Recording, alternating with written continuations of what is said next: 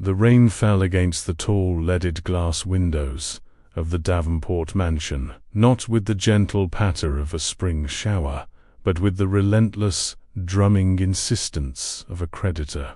To Florence Davenport, standing in the cavernous drawing-room, each drop seemed to echo the ticking of the grand clock in the hall, counting down the final hours of her world. The air, thick with the scent of damp wool and old paper, felt heavy in her lungs. Everything in the room spoke of a grander time. The threadbare Aubusson carpet, whose roses had faded to pale ghosts, the tarnished silver tea service that hadn't been polished in a year, the spectral outlines on the silk wallpaper where paintings had once hung, sold one by one to keep the gas lamps lit. Her mother, Mildred, sat huddled in a wing-back chair near the cold fireplace, a delicate lace handkerchief twisted between her trembling fingers. "It is simply a misunderstanding, Florence," she whispered for the 10th time that morning, her voice as fragile as old parchment. "Your father was a respected man. They will listen to reason, they must." Florence did not turn from the window. Reason had fled this house along with the last of their fortune. Her father, a man who had built an empire on ambition and charm, had left behind nothing but the hollow shell of his success and a mountain of debt, a single colossal sum owed to a man whose name was only ever spoken in hushed, fearful tones: Arthur Costello. He was not a banker or a gentleman of commerce. He was a creature of the city's shadows, a king of jazz clubs and secret distilleries, a man who had risen from the mud of the Great War with nothing but grit and a terrifying capacity for control. "He's coming today, Mother," Florence said, her voice quiet but firm, a stark contrast to Mildred's quavering denial. The final notice was clear: Mr. Costello. Mildred tested the name on her tongue as if it were poison. Men like that are brutish. They have no appreciation for history, for lineage. He will see the Davenport name, the crest above the door, and he will grant us an extension. Walter said so. Florence's jaw tightened at the mention of Walter Sterling. He had been a constant presence since her father's passing, his condolences as smooth and cloying as expensive cologne. He spoke of helping, of using his family's influence, yet his eyes always lingered on the house, the land, the last vestiges of their name. He was a vulture circling, waiting for the lion to finally fall. A low, guttural rumble cut through the hiss of the rain.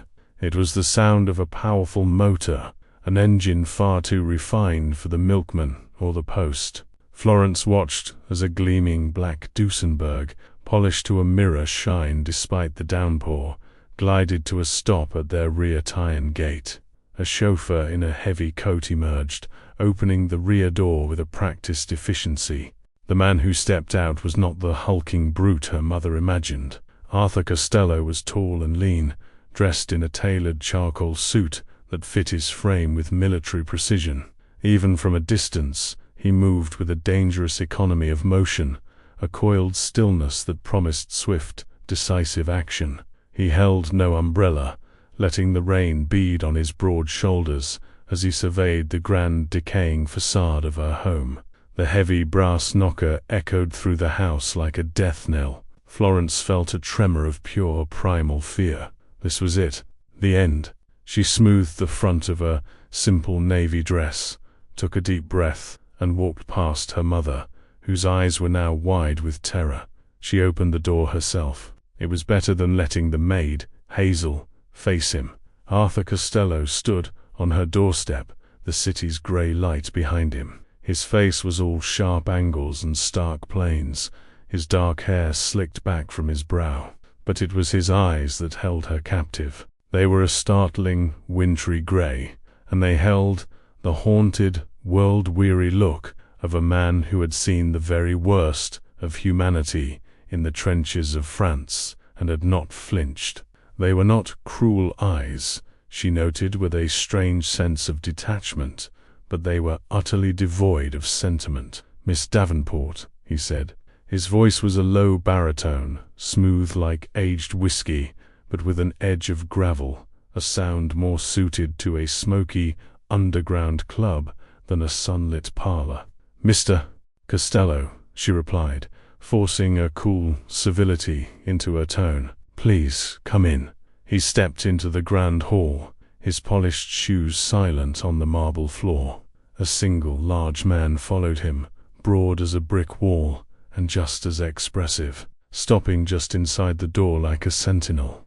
Mr. Costello's gaze swept over the hall, missing nothing: the water stain on the ceiling, the chip in the marble bust of her grandfather, the faint scent of decay. He was not admiring the architecture, he was taking inventory. "My mother and I were expecting you," Florence said, leading him into the drawing room.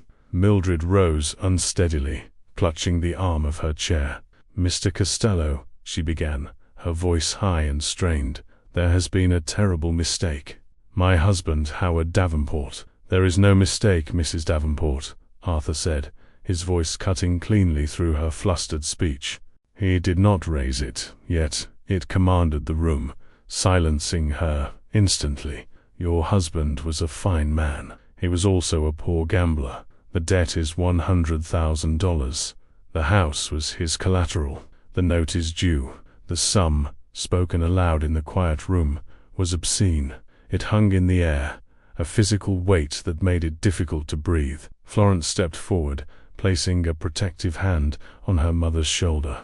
"Mr. Costello, we are not denying the debt. We are merely asking for time. Markets are volatile. With a few months, surely we can arrange." "Time is the one commodity I do not trade in, Miss Davenport," he said, his gaze settling on her. It was an unnerving look, analytical and intense, as if he was seeing past her dress and her carefully composed features, directly into the panicked beating of her heart. "The assets are to be seized at noon today. This house, its contents, the land it sits on." "You can't!" Mildred cried, sinking back into a chair. "This is our home. We have lived here for generations." Arthur Costello's expression did not soften, a sentiment that holds no value on a balance sheet. Desperation clawed at Florence's throat. She had one last card to play, however flimsy. "My fiancé, Walter Sterling, his family is very influential. He is prepared to speak with you, to mediate." A flicker of something, disdain perhaps, or amusement, crossed Costello's face, so fleeting she almost missed it. "Walter Sterling is a boy who plays at being a man. He has no power here. He wants this house for himself, Miss Davenport. He would see you and your mother on the street without a second thought if it meant he could own this land." The blunt, brutal truth of his words struck her silent. She knew he was right. She had seen the avarice in Walter's eyes. Arthur took a slow step closer, his presence seeming to suck the very air from the room. He stopped before her, his wintry eyes fixed on hers. The scent of rain, cold wool, and something else, something distinctly masculine and faintly of cigar smoke, enveloped her. "I am, however," he began, his voice dropping to a lower, more conspiratorial register, prepared to offer an alternative. A fragile, foolish tendril of hope unfurled in Florence's chest. An alternative. He let the silence stretch, a masterful wielder of tension. He was watching her, studying every minute shift in her expression. "I will not take your home," he said slowly. "The debt, it will be forgiven, wiped clean. Every last dollar." Florence stared at him, unable to process the words. Forgiven. All of it. It was impossible. A trick. Men like him did nothing for free. What is it you want in return?" she asked, her voice barely a whisper. Arthur Costello's gaze was unwavering. There was no warmth in it, no kindness, only the stark finality of a business proposal delivered without preamble. "I want you," he said. "I will forgive your father's debt. In exchange, I will take your hand in marriage." The world tilted on its axis, the rain drumming against the window, the ticking of the clock, Her mother's soft gasp all faded into a roaring in her ears. Marriage? To him, a gangster, a man whose hands were likely stained with crimes she could not even imagine. It was not a proposal, it was a sentence. He was not asking to court her, to win her affection. He was demanding her as payment, a final living asset to be collected. He was buying her as simply and coldly as he would buy a shipment of illegal whiskey or a new nightclub. That's preposterous, she stammered, horrified. The insult was so profound, so utterly debasing, that it momentarily overshadowed the fear. It's barbaric. It is a practical solution to an insurmountable problem, he countered, his tone unchanged. You save your home, your mother's dignity, what is left of your family's name. You will want for nothing. You will be my wife. He said the word wife as if it were a title, a position to be filled. There was no hint of romance, no promise of affection. It was a contract. Her life in exchange for his money. He reached into his suit jacket and produced a fountain pen and a folded document. He placed them on the mahogany table beside him. You have until noon to decide. If you agree, you will sign this preliminary agreement. My lawyer will handle the rest. He paused, his eyes locking with hers one last time. But know this, Miss Davenport. This is the only offer on the table. The alternative is ruin, absolute and irreversible. With a curt nod, he turned and walked out of the room, his silent guardian following in his wake. The front door closed with a heavy, final thud. Florence stood frozen in the suffocating silence, her gaze fixed on the document lying on the table. It was a contract for her soul. He had offered her a cage, gilded and secure, but a cage nonetheless. To refuse was to be cast out into the storm, to lose everything she had ever known. To accept was to bind herself to the storm itself, to become the possession of Arthur Costello, the man who had just demanded her hand, not in love, but as the final, terrible payment of a dead man's debt. The fountain pen lay on the mahogany table like a judge's gavel, silent and heavy with the power to condemn. For a long while after the door had closed, Florence could not move. The room seemed to have shrunk, the walls closing in, the air thick and unbreathable.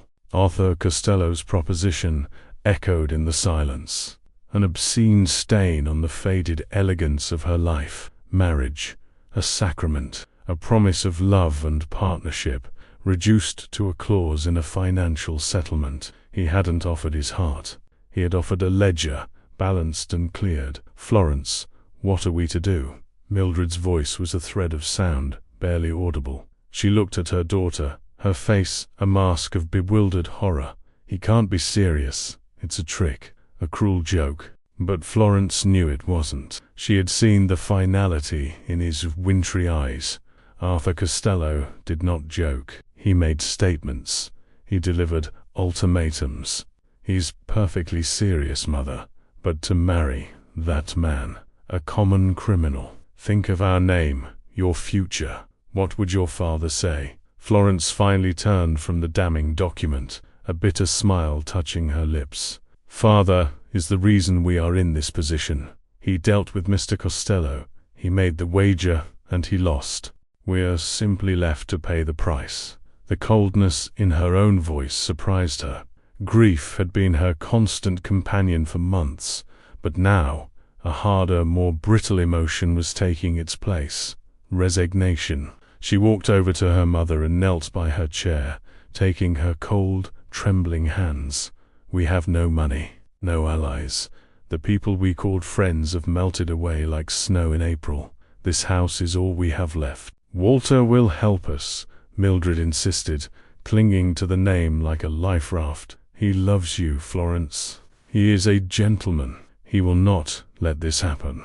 As if summoned by the desperate plea, the sound of another motor, lighter and more fretful than Costello's, announced a new arrival. A few moments later, Hazel showed Walter Sterling into the room. He was the perfect image of a 1920s suitor. his blonde hair parted with geometric precision, his tweed jacket impeccably tailored, a look of concerned chivalry artfully arranged on his handsome face. "My dear Florence." "Mildred," he said, his voice brimming with manufactured sympathy as he took in the scene. He rushed to Mildred's side, patting her hand. "I came as soon as I heard that Brute was on his way. Has he gone? Did he threaten you?" "He made an offer," Florence said, rising to her feet. She stood tall, a defensive posture she wasn't even aware of assuming. Walter's eyes, a pleasant but shallow blue, narrowed slightly. "An offer? What sort of offer could a man like that make? Did he agree to an extension?" Florence took a deep, steadying breath. "He offered to forgive the entire debt." A flicker of genuine shock, quickly masked, crossed Walter's face. "Forgive it? All of it? That's impossible. What does he want in return? The mineral rights to the land? A partnership?" "He wants me," Florence said, the words tasting like ash in her mouth. "He demanded my hand in marriage in exchange for the debt." Walter stared at her, then let out a short, incredulous laugh. "Good heavens. The man's audacity is almost admirable. You refused him, of course." "Utterly preposterous. We haven't given him our answer yet," Florence stated quietly, watching him. Walter's smile vanished. He turned his full attention to her, his expression shifting from concern to a kind of paternalistic authority. "Florence, you cannot possibly be entertaining this. Marry Arthur Costello? The man is a gangster, a bootlegger. He's barely a step up from the gutter. Your reputation would be ruined. You would be a complete outcast. No respectable person would ever speak to you again. And what is the alternative, Walter?" she challenged, her voice gaining an edge. "To be respectable on the street, to watch my mother live out her days in a boarding house, while you and your father buy this estate for pennies on the dollar at a foreclosure auction." The direct hit landed. A faint blush crept up Walter's neck. "Now, Florence, that's not fair. I told you I would help. We could arrange a small loan, perhaps, to tide you over." "A small loan will not cover $100,000, she retorted. "Your help has been nothing but vague promises and sympathetic looks. Mr. Costello, for all his brutality, has put a concrete solution on the table." Walter stepped closer, lowering his voice to an intimate, conspiratorial tone. "Florence, darling, you must listen to me. There are other ways. You are a beautiful, desirable woman." He reached out, his hand sliding down her arm in a way that was meant to be comforting, but felt possessive, proprietary. "You don't need to sell yourself into a marriage with that thug. Perhaps a more personal arrangement could be made, with someone who truly cares for you. I could see to it that you and your mother are comfortable. You wouldn't have to worry about a thing." The implication was as clear as it was vile. He wasn't offering marriage. He was offering to make her his mistress in exchange for a pittance, a kept woman hidden away, while he went on to marry a suitable bride from his own social standing. In that moment, the mask of the gentleman slipped entirely, revealing the predatory opportunist beneath. Arthur Costello's offer was a cold, hard business transaction, an insult to her pride. Walter's was an insult to her very being. Florence pulled her arm away as if she'd been burned. The disgust that rose in her was so potent it nearly choked her. "Get out," she said, her voice shaking with a quiet fury. "Florence, be reasonable. Get out of my house." He saw the unyielding steel in her eyes, and finally took a step back, his charming facade crumbling into a petulant scowl. "Fine," he snapped. "Ruin your life. When that monster tires of you and casts you aside, don't come crying to me." He turned on his heel and stormed out, slamming the front door behind him. The silence that followed was different. The despair was still there, but now it was sharpened by a cold, clear purpose. Florence looked at her frail mother, at the portraits of her ancestors, at the very bones of the house that held her entire history. There was only one path. It was a terrible, terrifying path, but it was the only one that led to survival. Walter had shown her what the world truly offered a woman in her position: slow ruin or sordid disgrace. Arthur Costello was offering a third option, a gilded cage. At least in a cage, he was sheltered from the wolves. She walked to the table, picked up the fountain pen, and with a hand that did not tremble, she signed her name on the line. Her signature, usually a fluid, elegant script, looked stark and alien on the page. The contract was signed. The bride was bought. The next afternoon, she presented herself at the address listed on the document, the Costello Consolidated Offices, a surprisingly legitimate-looking enterprise in a granite building downtown. The office was all dark wood, polished brass, and the quiet hum of efficiency.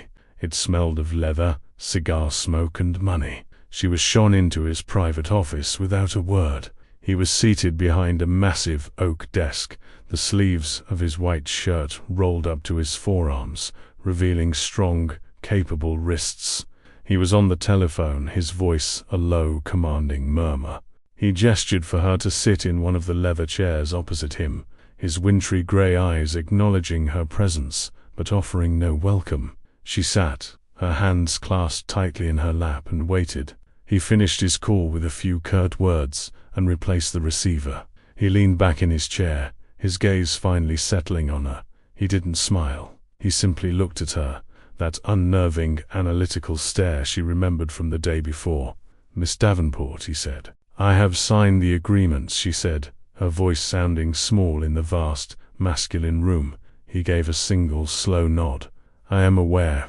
My lawyer informed me." He slid a small, velvet-covered box across the polished surface of the desk. It stopped a few inches from her hands. "This is for you." With hesitant fingers she opened it. Inside, nestled on a bed of black silk, was a diamond ring. It was not a delicate, romantic piece. It was a large, square-cut stone, flawless, and of an incredible clarity, set in a simple, unadorned platinum band. It was a statement of wealth and power, not of affection. It was beautiful, and it was as cold as his eyes. "The ceremony will be tomorrow, at the City Hall. 10 o'clock, he stated, not asked. "A car will be sent for you and your mother. Pack what you need. You will be moving into my home afterward." Florence swallowed, her throat dry. "My mother, your mother will remain at the Davenport house. It is hers to live in for as long as she wishes. I will establish a trust to cover the taxes and upkeep. She will be cared for." He said it all with the flat dispassion of a man outlining the terms of a treaty. He had anticipated her concerns and addressed them with cold, calculated efficiency. A torrent of questions swirled in her mind. Why me? What do you expect of me? What kind of life will this be?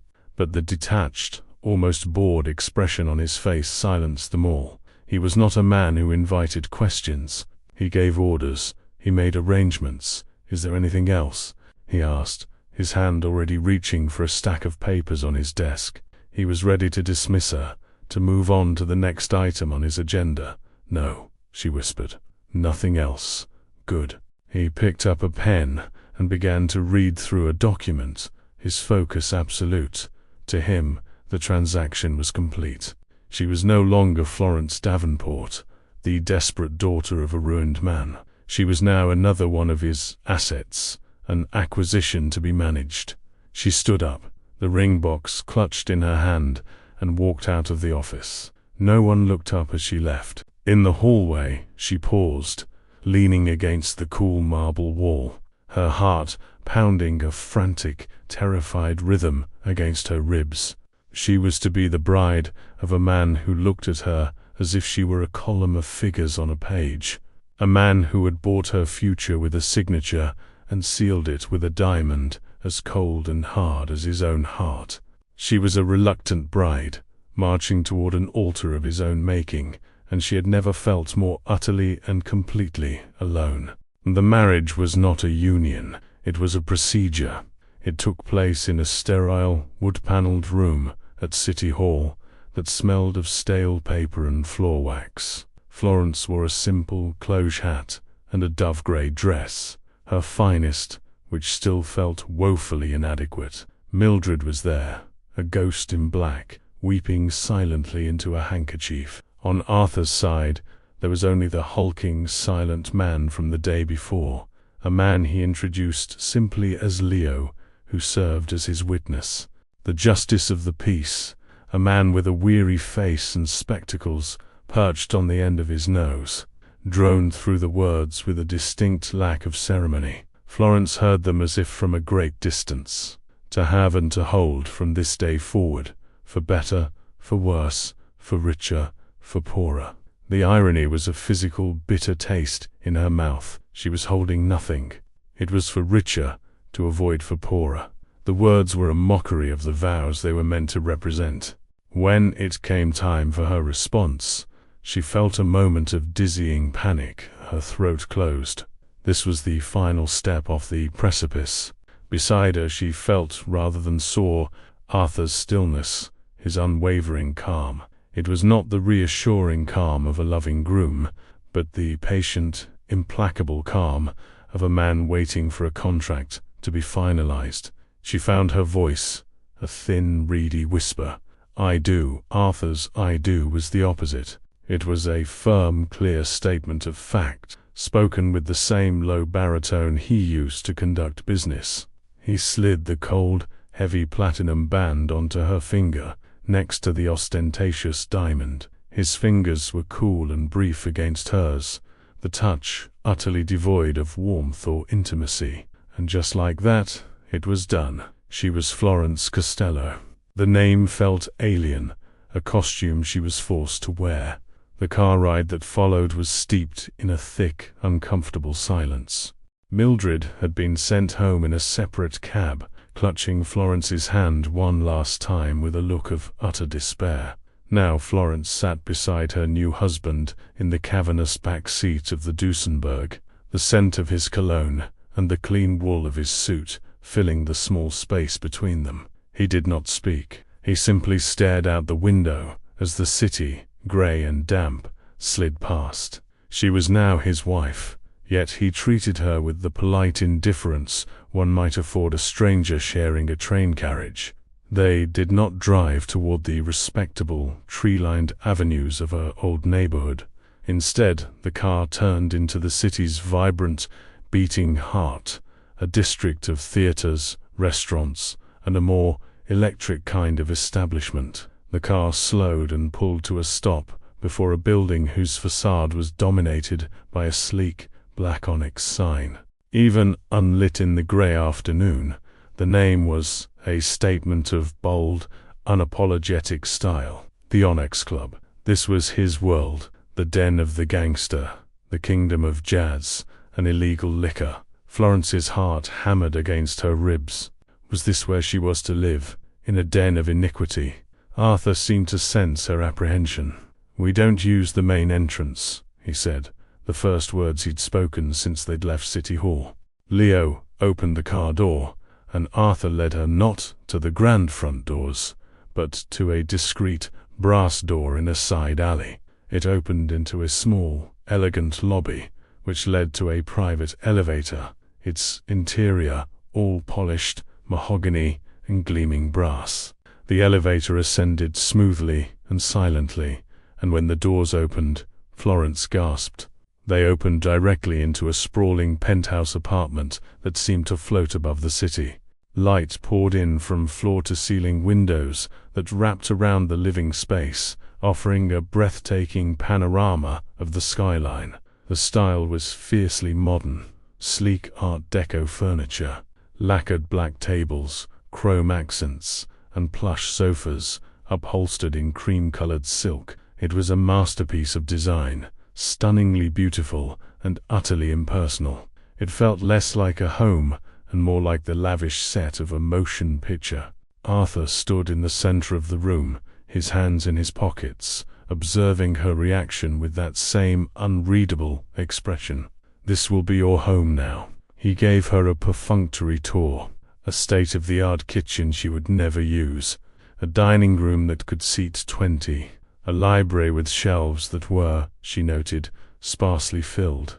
He moved with an air of detached ownership, a proprietor showing off his finest suite. Finally, he led her down a wide hallway to a set of double doors.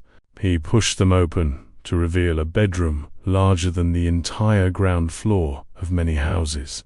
A vast bed was draped in pale silk, the furniture was exquisite, and a door led to a dressing room and a marble-clad bathroom. "This will be your room," he said. He paused, then gestured vaguely down the long hall in the opposite direction. "My rooms are on the other side of the apartment. I am an early riser and often keep late hours. This will afford us both our privacy." The words, spoken so matter-of-factly, landed like a physical blow. A separate wing of the apartment. It was the final, undeniable confirmation of the nature of their arrangement. This was not a marriage of any recognizable kind. It was a cohabitation agreement. She was a resident, not a partner. The bond between them was one of steel, the cold, hard contract that bound her to him, and silk, the luxurious, empty comfort in which he had encased her. There was to be no intimacy, no shared life, no messy human connection. "You are free to come and go as you please," he continued, his tone that of an administrator laying out the rules. "There is a line of credit established for you at Wanamaker's and the city's other fine stores. You may redecorate your rooms, purchase whatever you need or desire. Your only duties as Mrs. Costello are to be discreet and to avoid bringing any scandal to my name." He handed her a small velvet pouch. Inside was a heavy brass key and a staggering amount of cash. "For incidentals," he said, as if it were nothing. He checked the platinum watch on his wrist. "I have business to attend to. My staff will see to your luggage." And with that, he turned and walked away, his footsteps echoing on the polished hardwood floors, leaving her standing alone in the vast, silent opulence of her new bedroom. The cage was beautiful, it was comfortable, but the bars were unmistakable. As evening fell, the building beneath her came alive. A low thrum started around dusk, the sound of a double bass being tuned, the tap of a cymbal. Soon, it swelled into a full-blown river of sound, a torrent of jazz that pulsed up through the very floorboards of the penthouse. The music was vibrant, chaotic, full of a desperate, joyful energy. It was the sound of life being lived to its fullest, of rules being broken, of a new world being born from the ashes of the old. Florence stood at the window, looking down at the city lights that glittered like a carpet of scattered jewels. The sound of a wailing saxophone snaked its way up to her, a cry of pure, unadulterated passion. Down there in the Onyx Club, his world was spinning, alive with people, with secrets, with danger and laughter. And up here, in her silent, gilded prison, she was the ghost at the feast. She was Mrs. Arthur Costello, a woman with a powerful name, a diamond on her finger, and an abyss of loneliness in her heart. The music from below was the soundtrack to her isolation, a constant, taunting reminder of the life from which she was now completely, irrevocably cut off. The days that followed bled into one another, each a perfect, polished replica of the last. Florence's life became a study in luxurious solitude. She woke late in a silent, sun-drenched bedroom, a breakfast tray delivered by a silent maid who never met her eye. She would read in the sparsely filled library, her fingers tracing the titles of books Arthur had likely never opened. She would take long, aimless walks through the city's grander parks, a stranger in her own town, returning to the penthouse before the first strains of jazz signaled the start of Arthur's world and the end of her day. Arthur remained a remote, almost mythical figure in his own home. She would sometimes hear the quiet click of the elevator doors late at night, a signal of his return, or catch a fleeting glimpse of his tailored suit as he left in the morning, already deep in conversation with Leo. They existed in the same space but on different planes of reality. Their interactions were brief, formal, and utterly devoid of personal connection. He would inquire if she was comfortable, if she needed anything. She would reply that she was fine, that she needed nothing. They were two polite ghosts, haunting the same magnificent tomb. His generosity was as consistent as his distance. Flowers arrived twice a week, massive bouquets of lilies and roses, whose scent filled the sterile apartment with a faint mockery of life. Gifts appeared on her dressing table, a string of pearls, a pair of delicate Parisian gloves, a bottle of expensive perfume offerings left by a phantom benefactor. It was a calculated, impersonal kindness that felt more like a business expense than a gesture of affection. He was fulfilling his end of the bargain, ensuring his acquisition was well maintained. One rainy afternoon, nearly a month into her new life, a restless ennui drove her to seek a connection to her past. Her trunks had been delivered from the Davenport mansion and stored in a vast walk-in closet. She'd had no desire to unpack them, to place relics of her old life amidst the cold modernity of a new one. But today, the silence was too loud. She needed to touch something that was truly hers. She knelt on the plush carpet and unlatched the heavy brass locks of a large, leather-bound trunk. The scent of cedar and lavender, the smell of her mother's linen press, rose to meet her. Inside were her father's things, the items her mother couldn't bear to look at, but couldn't bear to throw away. His collection of silver-backed hairbrushes, his favorite tweed jacket, still holding the faint scent of pipe tobacco, his leather-bound volumes of Emerson and Thoreau. At the very bottom of the trunk, tucked beneath a folded regimental flag from the war, she found a small wooden box. It was a simple, unadorned thing, something a soldier might have carried. Inside, bundled together and tied with a faded, crimson ribbon, was a stack of letters. The paper was thin and brittle, the ink faded to a watery grey-blue. Curiosity piqued. She untied the ribbon. The first letter was addressed to her father, Captain Howard Davenport, at an army post office box number she didn't recognize. The handwriting was stark and angular, the letters formed with a forceful precision. It began without preamble. "Captain, I am writing to thank you. The men in the platoon said I was a fool to go over the top for Corporal Miller, but you didn't. When the shell hit and my leg was torn open, you were the one who came back for me. You dragged me through 300 yards of mud and wire while the sky fell on us. The medic said if you had been 30 seconds later, I would have bled out. I owe you my life. A debt like that is not easily repaid, but I will spend the rest of my days trying. Respectfully, Private Arthur Costello." Florence's breath caught in her throat. She stared at the name, her mind struggling to connect the humble, grateful soldier in the letter with the cold, powerful man who slept in the opposite wing of the apartment. She read the next letter, and the next. It was an entire correspondence, a conversation carried on across the ravaged landscape of France. Her father's letters, filled with bravado and a forced cheerfulness, spoke of home, of strategy, of the unbearable longing for a normal life. Arthur's replies were more reserved, his observations sharp and cynical. But beneath the hardened exterior was a current of fierce loyalty and respect for the men who had saved him. He wrote of the terror, the mud, the deafening noise.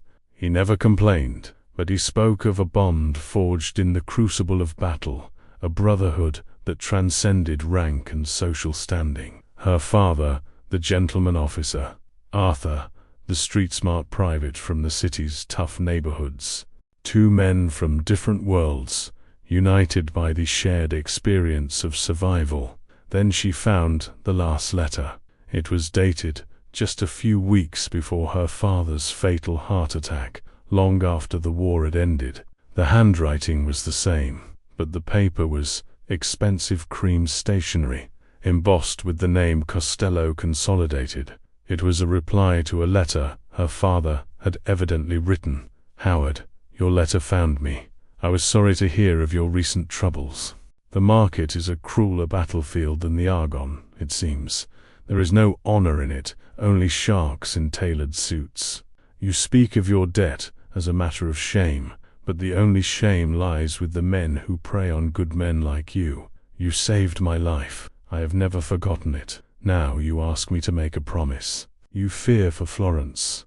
You say men like Sterling or Circling, that you have nothing left to protect her with. You fear your name, once a shield, has become a target on her back. You ask that, if the worst should happen, I see to it that she is protected, that I keep the vultures away.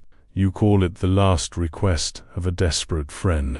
Howard, a debt of life is not a request. It is a command. You have my word.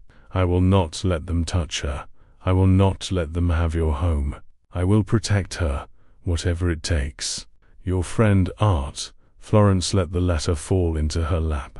The room was silent save for the drumming of the rain against the window and the frantic, thunderous beating of her own heart. The foundations of her understanding, of her misery, crumbled to dust. It wasn't a purchase. It was a rescue. The marriage, the coldness, the distance. It was not an act of possession. It was the fulfillment of a sacred oath, sworn to a dead man. He hadn't demanded her hand to own her, but to shield her. By making her his wife, he had given her his name, a name so feared in the city's underbelly that no one, not even Walter Sterling, would dare to challenge it. He had taken her into his fortress and surrounded her with his power, not to imprison her, but to keep the wolves at bay. The entire arrangement, which she had seen as a cold, debasing contract, was an act of profound, unwavering honor. He had bound himself to her, sacrificing his own freedom to marry a stranger, all to repay a debt of life from a decade ago. The separate bedrooms, the polite distance, it wasn't rejection, it was respect. He was honoring his promise to her father, not forcing himself upon a woman who had been given no choice. A wave of shame washed over her, hot and fierce. She had seen him as a brute, a gangster who treated her like property, but the truth was far more complex and far more noble. The silent, intimidating man in the other wing was her guardian, her protector, a silent sentinel standing watch over her life. The whisper of truth from these faded letters had changed everything. Her fear did not vanish, but it was joined by a new, startling emotion, a deep, aching sense of gratitude, and the first, tentative flicker of admiration for the enigmatic man she called her husband. Do you believe love can conquer time? Tell us in the comments. Knowledge transforms the landscape of her life. The gilded cage, once a symbol of her imprisonment, now felt like the walls of a sanctuary. The rhythmic pulse of the jazz from the club below, once a soundtrack to her loneliness, now seemed like the protective heartbeat of the fortress Arthur had built around her. Her days were no longer aimless wanderings through a life that wasn't hers. They became a quiet observation of the man who had secretly saved her. Florence began to watch him, not with fear, but with a new, intense curiosity. She saw things she had been blind to before. She saw the exhaustion etched in the fine lines around his eyes when he returned late at night. She saw the immense weight of the empire he commanded in the set of his broad shoulders. She noticed his moments of stillness, when he would stand by the penthouse window, a glass of whiskey in hand, looking out over the city, not as a king surveying his domain, but as a solitary general surveying a never-ending battlefield. He was a man surrounded by people, yet utterly alone. Her resentment softened, melting away to reveal a complex and bewildering tangle of emotions. Gratitude was at the forefront, a powerful, humbling wave, but beneath it, something else was stirring, a reluctant admiration for his unwavering code of honor, a flicker of empathy for his isolation, and, most confusing of all, a strange, nascent tenderness. She began to see past the intimidating gangster and glimpse the man, the loyal soldier, the honorable friend, the lonely protector. She started with small gestures. She began leaving a single lamp on in the living room, a silent beacon against the late-night darkness she knew he returned to. She learned from the quiet staff which newspapers he preferred and made sure they were laid out for him in the morning. She discovered his taste for strong, black coffee and began preparing a fresh pot on the kitchen stove before she retired for the night, leaving it warming for his return. They were tiny, anonymous acts of care, messages sent across the vast, silent expanse of the penthouse. He never mentioned them, but she knew he noticed. One morning she found a single, perfect gardenia, her favorite flower laid beside her breakfast tray. A silent acknowledgement, a message sent in return. The fragile bridge of understanding between them was being built, planked by fragile plank, in the quiet language of unspoken things. But as the fragile peace in the penthouse began to bloom, the storm outside was gathering force. Walter Sterling was not a man to accept defeat gracefully. He had been publicly humiliated, his prize snatched from his grasp by a man he considered his social and moral inferior. His wounded pride festered, curdling into a venomous obsession with destroying Arthur Costello. His revenge began as whispers in the city's elite social clubs. He spread rumors, painting Florence as a willing captive, a fallen woman who had sold herself to a brutish criminal. He implied that Arthur's businesses were on the verge of collapse, that his power was a house of cards. When that failed to make a dent in Arthur's impenetrable reputation, Walter's methods grew more desperate and dangerous. He sought out Sal Marcone, a rival bootlegger, and the one man in the city with a gang vicious enough to challenge Arthur's dominance. Walter, with his insider knowledge of high society, knew which city officials were on Marcone's payroll and which ones could be bought. He began feeding Marcone information, shipping schedules for Arthur's liquor consignments, the names of police captains who took Costello's money, the secret locations of his warehouses. He was systematically trying to dismantle Arcea's empire from the outside in. Florence learned of the plot through her own, almost forgotten, network. One afternoon, while taking tea with Beatrice, an old-school friend whose family had not entirely abandoned her, she overheard snippets of conversation. Beatrice's father was a city alderman, a man who prided himself on knowing every secret tremor in the city's political landscape. "Father says there's a war brewing on the docks," Beatrice said, her voice a conspiratorial whisper over her teacup. "That thug Costello is finally getting his comeuppance. Someone is feeding Sal Marcone everything, and I heard the most dreadful thing. Walter Sterling is involved. Can you imagine? Ah, Sterling, consorting with gangsters." The blood drained from Florence's face. Walter. She had underestimated the depths of his malice. This wasn't just spite. It was a declaration of war, and she and Arthur were standing at ground zero. Panic seized her for a moment, cold and sharp. Her first instinct was to hide, to retreat into the safety of the penthouse and pray the storm would pass. But then, a new feeling, fierce and unfamiliar, rose to meet the fear, a surge of protective loyalty. This was an attack on Arthur, the man who had shielded her. They were trying to destroy her guardian. She would not stand by and let it happen. That evening she waited for him. She didn't leave the light on and retreat to her room.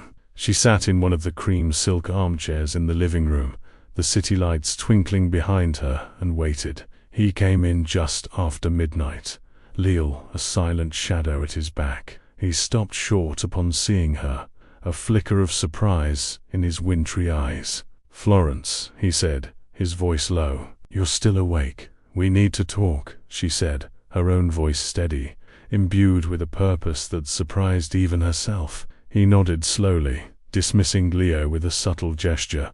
He loosened his tie and poured himself a whiskey at the bar, his movements deliberate, weary. He didn't sit, but leaned against the bar, facing her. "What is it?" She took a deep breath. "It's Walter Sterling. He's working with Sal Marcone. He's feeding him information, trying to turn the police against you. I heard it from a reliable source." Arthur's expression didn't change, but a dangerous stillness settled over him. He took a slow sip of his whiskey, his eyes fixed on her. "And why are you telling me this?" The question was a test. Was she a concerned business partner, an informant, or something else? "Because they are trying to destroy the man who honored a promise to my father," she said, her voice clear and unwavering. "They are trying to destroy my husband." She said the word husband for the first time, with a sense of ownership, of alliance. The space between them crackled with a new and potent energy. For the first time she was not the passive recipient of his protection, but an active participant in their shared fate. The barrier of polite distance that had defined their marriage had just been irrevocably breached. He stared at her for a long moment, the silence stretching taut between them. He was seeing her, truly seeing her for the first time. Not as a debt, not as a duty, not as a fragile creature to be sheltered, but as an ally, a woman of unexpected strength and loyalty. Finally, he set his glass down with a soft click. "Tell me everything you heard," he said, his voice a low command. Every word. As Florence recounted the whispers and rumors, she watched the shift in him. The weariness in his posture was replaced by a sharp, focused intensity. He was no longer just the owner of a nightclub. He was a general planning his counterattack. And as she spoke, a profound realization dawned on her. She was no longer just a pawn in his world. She had chosen her side. She had stepped onto the battlefield with him. And for the first time since signing that contract, she was not afraid. She was ready to fight. The days that followed Florence's revelation were charged with a quiet, lethal energy. The penthouse, once a silent sanctuary, became a strategic command center. Leal was a constant, solid presence, his conversations with Arthur low and urgent. Men with hard faces and watchful eyes came and went through the service elevator, delivering messages and receiving orders. Through it all, Arthur moved with a calm, predatory focus, the general preparing his defenses. And for the first time, he didn't shield Florence from it. He included her. He would ask her questions about Beatrice's father, about the political alliances of the city's old families, about the hidden fault lines in the high society Walter Sterling navigated so effortlessly. She, in turn, provided insights he could never have obtained, translating the subtle language of drawing-room gossip into actionable intelligence. They became an unlikely team, the gangster with his street-level army, and the society bride with her knowledge of the enemy's terrain. The invisible wall between their wings of the apartment dissolved. They began taking their meals together, poring over city maps and ledgers on the grand dining table. The silence between them now filled not with awkwardness, but with the hum of shared purpose. In the crucible of the coming conflict, a true partnership was being forged. The attack came on a Saturday night. The Onyx Club was thrumming with life, a defiant heart beating against the city's ribs. The air was thick with the scent of perfume, illegal gin, and the exhilarating promise of rebellion. A new singer, a girl with a voice like liquid velvet, was crooning a bluesy torch song, her voice weaving a spell over the crowded room. Florence was there, seated at Arthur's private, curtained-off table, overlooking the main floor. It was the first time she had set foot in the club. He had asked her to be there, a silent statement of unity to his men and a defiant gesture to his enemies. She wore a shimmering beaded dress, the color of midnight. The pearls he had given her cool against her skin. She felt a strange sense of belonging, as if she were finally seeing the source of the heartbeat she had only ever felt through the floorboards. Arthur sat beside her, seemingly relaxed, but she could see the tension in the line of his jaw, the way his eyes constantly scanned the room. He was a lion in his den, aware of every shadow, every shift in the atmosphere. The first sign of trouble was a sudden, discordant crash from the main entrance, followed by a woman's sharp scream. The music stuttered and died. Then the shrill blast of police whistles cut through the stunned silence. Heavy booted footsteps thundered into the club as a dozen uniformed officers, led by a hard-faced captain, began to swarm the room. Police raid. Nobody move. Panic erupted. Tables were overturned, glasses shattered. People scrambled for the exits, but they were blocked. It was a well-planned, brutally efficient operation. Walter's information had been precise. Arthur was instantly on his feet, his body a shield in front of Florence. "Leo," he commanded, his voice a low growl that cut through the chaos. Leo and two other men materialized at his side, forming a protective phalanx. "It's a setup, Art," Leo said, his eyes scanning the chaos. "The cops on our payroll are nowhere in sight. This is Marconi's precinct, Captain." Arthur's gaze wasn't on the police. It was sweeping the panicked crowd, searching. "Where is he?" he murmured, and then Florence saw him. Across the room, near a side exit obscured by decorative palms, was Walter Sterling. He wasn't watching the police. His eyes, burning with a triumphant malice, were fixed on her. Beside him stood two of the most brutish men she had ever seen. The raid wasn't the main attack. It was a diversion. He was here for her. He believed she was Arthur's only weakness, the prize he could rip from the heart of his rival's kingdom. As their eyes met, Walter gave a slight, triumphant nod to his men. They began to move, pushing through the terrified crowd with brutal efficiency, their path aimed directly at their table. "Arthur," Florence said, her voice tight with urgency, grabbing his arm. "Walter." By the side door, Arthur's head snapped in that direction. His face, for a fleeting moment, was a mask of pure, cold fury. The choice was instantaneous and absolute. His empire was being torn apart by the police. His club was being ransacked. But in that moment, none of it mattered. He turned his back on the raid, on his business, on everything he had built. He had only one objective: get her out. "Back alley," he ordered Leo. He grabbed Florence's hand, his grip like steel, and pulled her behind him. "Stay with me." They moved through the chaos, a tight, determined unit. Leo and the other men cleared a path, shoving patrons and policemen aside with equal force. They reached a service door behind the bar just as Walter's men were closing in.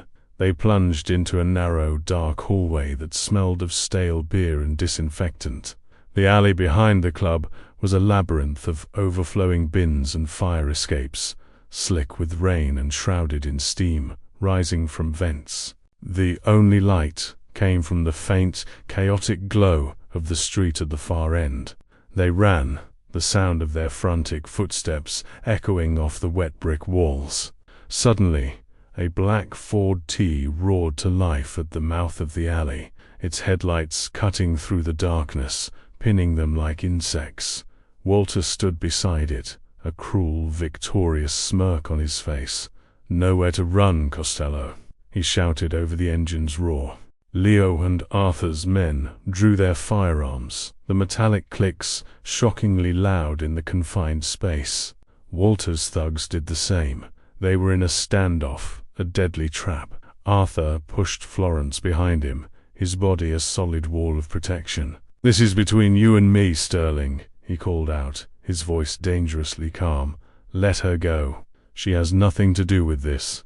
Walter laughed, a high, unhinged sound. "She has everything to do with this. She's the prize. The Davenport name, the Davenport land, and now, the Costello woman.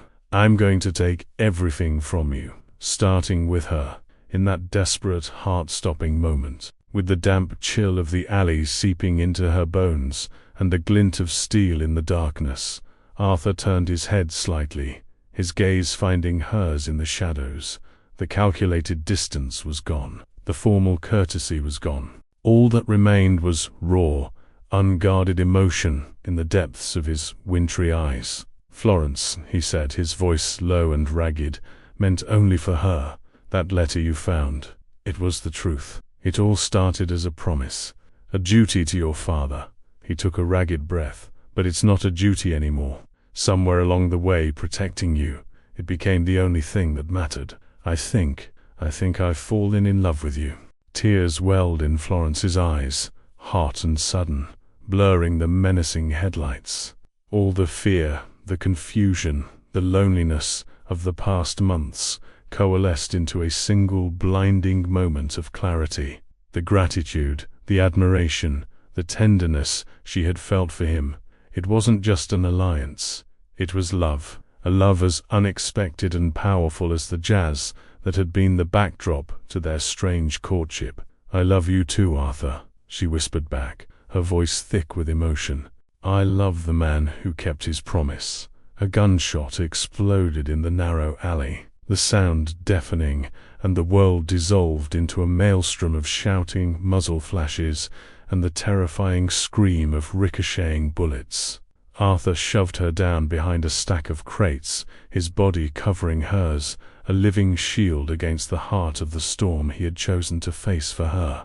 The explosion of violence in the alley was brutal, chaotic, and mercifully brief. It was not a prolonged gunfight, but a decisive, overwhelming show of force. Just as Walter's men opened fire, dark figures emerged from the rooftops and fire escapes above them. Arthur's men, positioned and waiting. Walter, in his arrogance, had believed he was setting a trap, but he had walked directly into one himself. Sal Malconi's thugs were outmaneuvered and outnumbered, caught in a deadly crossfire. In the sudden, ringing silence that followed, the only sounds were the hiss of the rain on hot metal and the distant wail of approaching sirens. Walter Sterling stood frozen beside the ford, his face a mask of disbelief and terror, his pistol hanging uselessly at his side. The triumphant smirk had vanished, replaced by the pathetic realization that he was not a kingmaker, but a pawn who had been sacrificed. Leo stepped out from the shadows, his expression grim, and disarmed Walter with contemptuous ease. "What do you want us to do with him, Art?" Arthur rose slowly, pulling a trembling Florence to her feet behind him. He looked at the man who had tried to destroy him, not with rage, but with a cold, weary disdain. Walter was no longer a threat. He was simply a loose end. "The police are coming," Arthur said, his voice level. "Leave him for them. Make sure they find the gun in his hand and the Marconi men he was colluding with. Let the city's brand of justice have him." He knew Walter's family name would not be enough to save him from a public scandal involving a police raid and a shootout with known mobsters. His ruin would be absolute. He turned his back on Walter, his focus entirely on Florence. He gently cupped her face, his thumbs brushing away the tears and raindrops from her cheeks. "Are you hurt?" he asked, his voice raw with a concern that was now undisguised. She shook her head, her hands coming up to rest on his chest, feeling the steady, solid beat of his heart. "No, I'm not hurt." In the flickering light of the alley, surrounded by the wreckage of their battle, he lowered his head and kissed her. It was not a gentle, tentative kiss. It was a kiss born of desperation and relief, of confessions made at gunpoint, and a future that had almost been stolen from them. It was fierce and deep, and it sealed the promise his words had just made. It was the closing of one contract and the signing of a new one, a pact made not of ink and paper, but of a love forged in honor and tempered in fire. The raid on the Onyx Club was a 9-day wonder in the city's papers, a sensational story of gang warfare and high society scandal that saw Walter Sterling's name disgraced and Sal Marconi's operation crippled. Arthur Costello's empire had taken a significant blow. The club was shuttered for weeks. his political capital spent, his operations disrupted. But he emerged from the storm, not weakened, but transformed. With Florence by his side, he began a slow, deliberate shift. The raid had been a brutal reminder of the precariousness of his world. He had built his kingdom on the shifting sands of the night, but now he had someone he wanted to build a future for. He started to legitimize. Using his formidable intelligence and ruthless business acumen, he began investing in property, in shipping, in ventures the light of day could shine upon. He didn't abandon the world that had made him, but he began building a new one alongside it, a world safe enough for the woman he loved. Their marriage, born of a dead man's debt, became a true and profound partnership. Florence was no longer a resident in his penthouse. She was its heart. She filled the sparse library with books they read together. She brought warmth and laughter into the sterile, beautiful rooms. She became his most trusted advisor, his confidant, his sanctuary from the battles he still fought. The two separate wings of the apartment became one. 6 months later, the Onyx Club reopened. It was more elegant, more sophisticated than before. The onyx sign gleamed under new lights, a testament to its owner's resilience. The opening night was a grand affair, but Arthur and Florence were not in the midst of the crowd. They were on the small, intimate dance floor as the band played a slow, soulful melody, a song not of wild rebellion, but of quiet, enduring love. He held her close, his hand resting possessively on the small of her back. She rested her head against his shoulder, the shimmering silk of her dress whispering against the fine wool of his suit. The ghosts of the past were finally laid to rest, the soldier's debt, the father's fear, the gangster's contract. All that remained was a man and a woman, dancing in the warm glow of the world they had rebuilt together. "I never thanked you properly," she whispered, her voice soft against the music. He looked down at her, a rare, gentle smile gracing his lips, a smile that reached the depths of his wintry eyes and filled them with a light she now knew was reserved only for her. "For what?" "For keeping your promise," she said. "For honoring my father. Howard Davenport saved my life, Florence," he replied, his voice a low, intimate murmur. "But you saved me." He drew her closer, and they continued to dance, moving as one to the rhythm of the music. The marriage that had begun as a cold transaction had become their salvation. It was an alliance, forged not in a lawyer's office, but in the heart of a storm, a lover story as deep, as complex, and as resonant as the timeless jazz that filled the night. True honor is not found in reputation or wealth, but in the silent keeping of a promise. Love can bloom in the most barren of arrangements, proving that the greatest treasures are often hidden behind the most intimidating facades, waiting to be discovered by a heart willing to look past fear and prejudice. If this story touched your heart, subscribe for more romances.